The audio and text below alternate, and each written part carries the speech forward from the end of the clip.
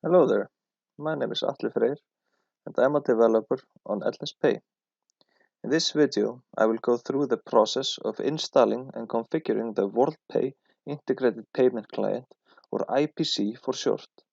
I will also go through the setup for the hardware station that is required to connect the Worldpay terminal with a standard USB connection.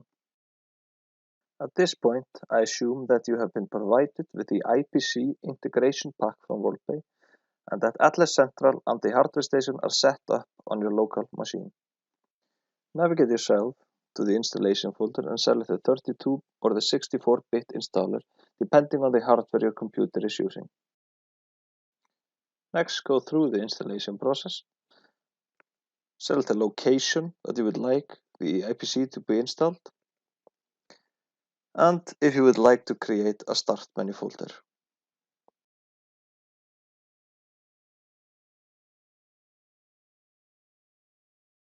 After the IPC software has been installed, the next step is to configure the IPC.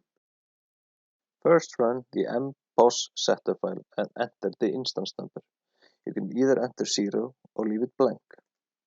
Then enter the merchant ID provided by Worldpay, followed by the terminal ID. This creates an instance linked to the merchant and terminal ID.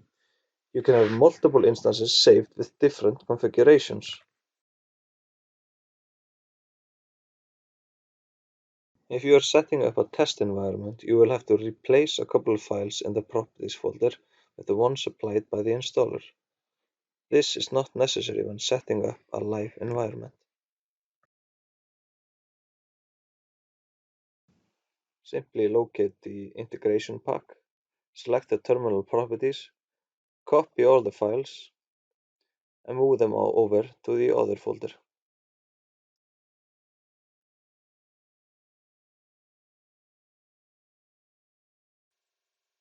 The next step is to configure the IPC software. We have the mid and the TID listed under instances, and we always want to send the transaction result. The IPC supports POS and semi-attendant as environment. Based on selected environment, the IPC will display the list of countries, languages, and supported terminals. Select the appropriate terminal and the COM port that you are using. You can find the COM port in Device Manager.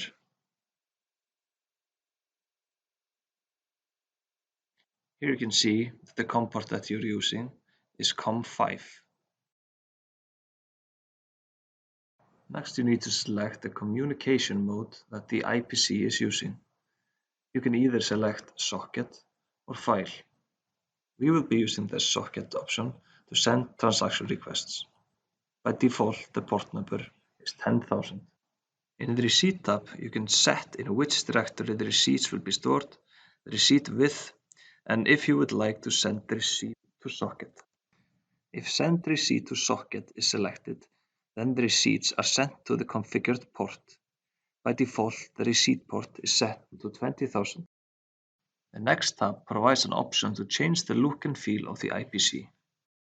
The AVS rules are only applicable for CNP or customer not present transactions, and the software upgrade tab is only used when you need a newer version of the IPC. If the hosted IPC option is enabled, then all the messages will appear on the intra-message port, and the IPC graphical user interface will not be displayed. The default message port is 8000. You can also choose to run the IPC as a service instead of an application. The IPC may wait for merchant confirmation at different stages of the transaction for different possible reasons. Here you can set a timeout for different scenarios.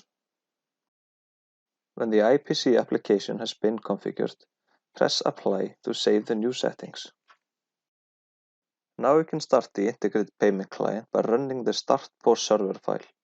It may take a while for the pin pad to initialize with the new settings, but when the process is complete, the Worldpay logo will be displayed on the screen. More detailed information on each setting field can be found in the Worldpay documentation.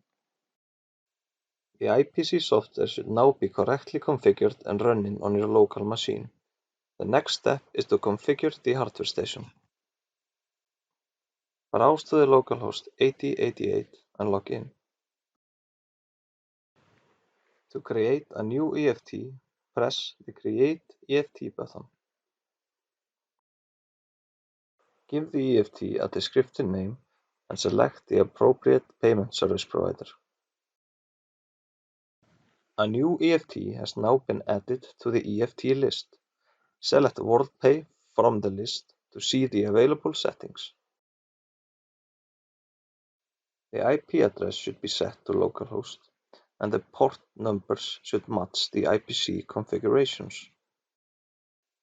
When all settings have been correctly inserted, press the Load button to load the plugin. The connection can then be validated by sending in a purchase command to the terminal.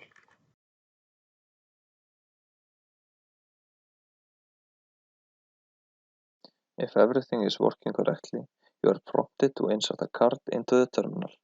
This means that a connection has been established between the hardware station and Atli Pay.